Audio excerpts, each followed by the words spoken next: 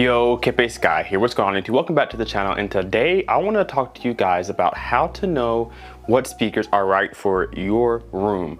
Now, there's so many products coming out for the year 2021. We got different receivers, different preprocessors, amplifiers, and a whole slew of new lines of speakers. So you may be getting that upgrade itch, that bug that always gets in the back of your neck that makes you want to get something new even though you shouldn't. It's inevitable, right? But when you're out there researching and looking for speakers that you want to put into your room or to upgrade from, it's important to know what speakers are right for your listening room. So what we're going to do today is talk about how to find speakers, how to know what to look for when you're picking speakers for your room. Now, there is a big science to this whole concept, but I'm going to put it in a really short and simple term for everybody to understand so that you don't have to go too deep into it and you'll get the point of what I'm trying to say.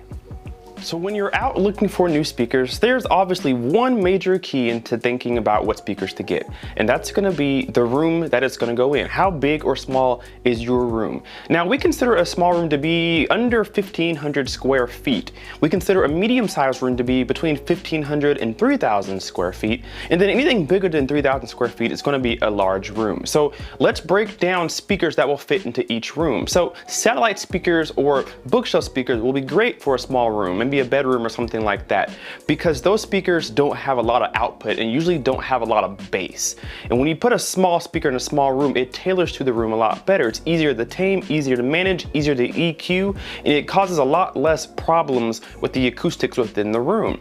Now, if you are in a medium-sized room, 1,500 to 3,000 square feet, you may want to consider getting a tower speaker, something with maybe two 6-inch drivers or maybe one 8-inch driver, something like that.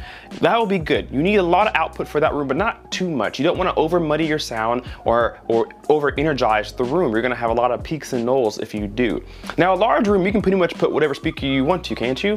No. You want to get a fairly large speaker in a fairly large room. Typically, a larger speaker that's built well will have plenty of output to fill a large space with not just energy, but with low bass too. High end, mid-range, and low bass. It will be able to recreate a nice presence in a larger room. If you put a speaker like a satellite speaker or a small bookshelf speaker in a large room, that speaker will struggle to energize that room.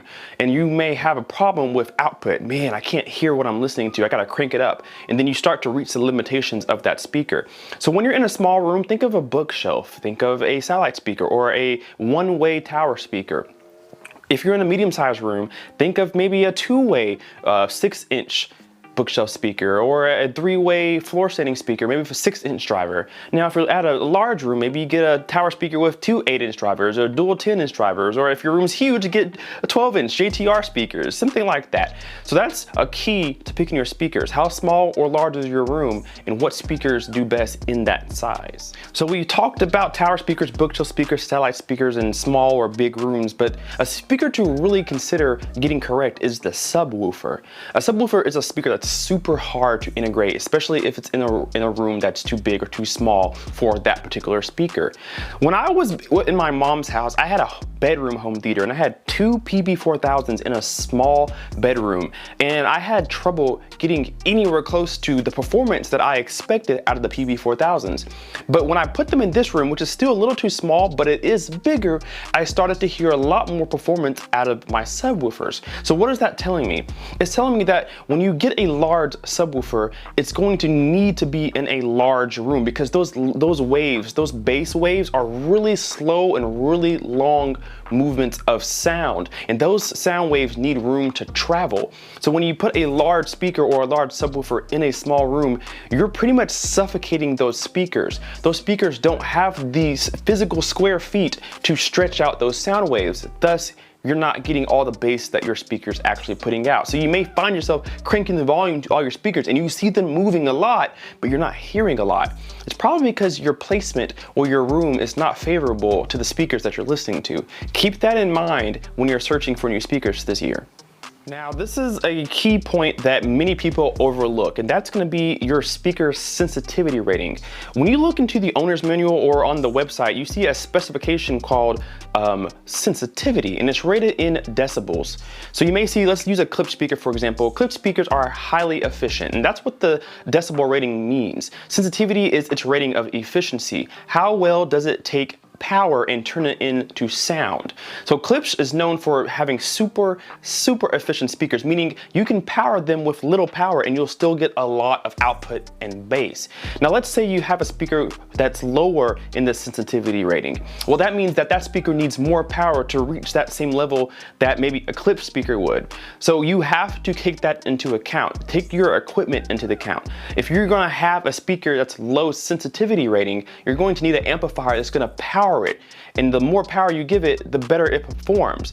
That will play a factor in choosing your speakers as well and what room you're gonna choose it in. So let's say you have a large room and you have a speaker that's really low on its sensitivity rating. Well, if you get a new speaker that has a higher sensitivity rating, that same amplifier will have a better time powering that speaker. Thus, you'll get more performance out of that speaker and out of that amplifier. So keep that in mind. When you're looking at speakers this year, whether it's a Klipsch or it's a Polk Audio or it's a Canton, look at that sensitivity rating. The higher the number, the more efficient that speaker is at turning power into sound instead of power into heat, and that's going to be the issue. So my speakers are Canton Vento A96.2s, and they have a decibel rating around 85, 86, 87, somewhere in that mid 80s range, and that's considered to be relatively on the lower side of the efficiency rating.